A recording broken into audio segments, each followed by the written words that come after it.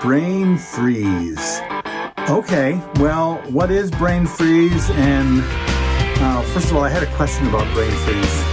Hi, it's Bill Hermann.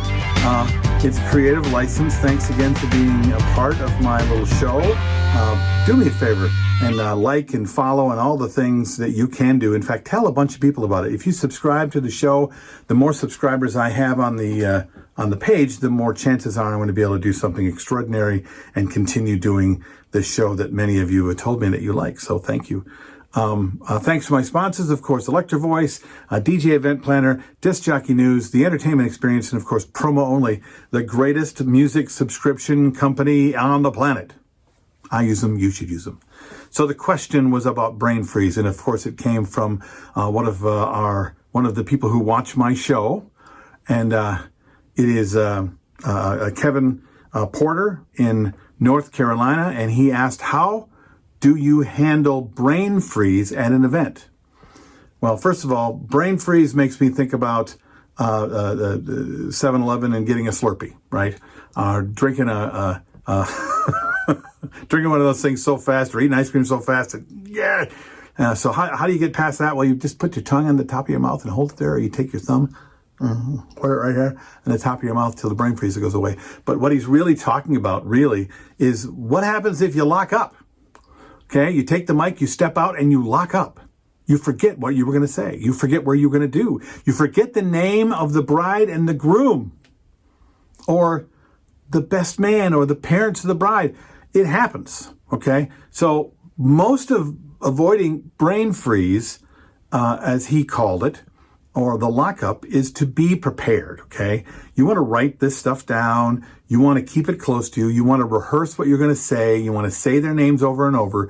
You want to be ready for it. But even with all that rehearsal, sometimes you go up, what's called going up on your lines as an actor doing a show. You just go up. Everything, the brain just goes and freezes, as Kevin would say, and everything just goes away. How do you avoid that? Well, you avoid it by preparing. How do you get through it? How do you handle it when it shows up?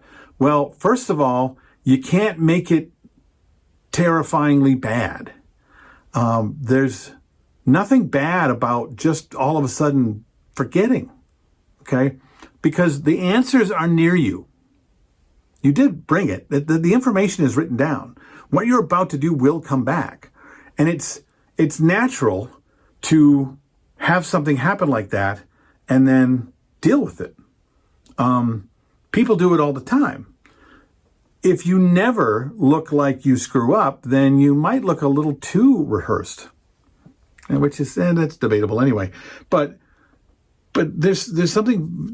You're a human being, and they don't expect you not to be a human being. So if it does happen, you step out, you open the mic. Good evening, ladies and gentlemen. Thank you for coming. My name is. Okay, more than likely you're not going to forget your name. Okay, you maybe forget the name of the bride and groom. It's Mary and Joseph, maybe, or Susan and Tom. The bride and groom. Well, there's a way to catch yourself and to fix it, okay? But bride and groom won't ingratiate you with the people. Forgetting their names and then skipping to bride and groom won't ingratiate you. Forgetting their names and owning it will ingratiate you with the room. In other words, take a minute, stop, sit in the silence of the awkward. You might even be able to, literally, if it happened to me that badly, I probably would say, where am I again? I'm, man, oh man, I don't know what just happened. I'm at the golf club. I'm at the golf club. Oh, that's right. And I'm the MC and I'm the DJ. And here I am and someone will probably shout it out. Mary and Steve's wedding. There we go. It's Mary and Steve's wedding. Thanks for coming. What I'm saying is this, how you get out of it is being honest, being authentic, being unafraid to own it, man. It's just not going to happen very often. And if it's happening to you a lot, then you are Your number one problem is you're not preparing enough.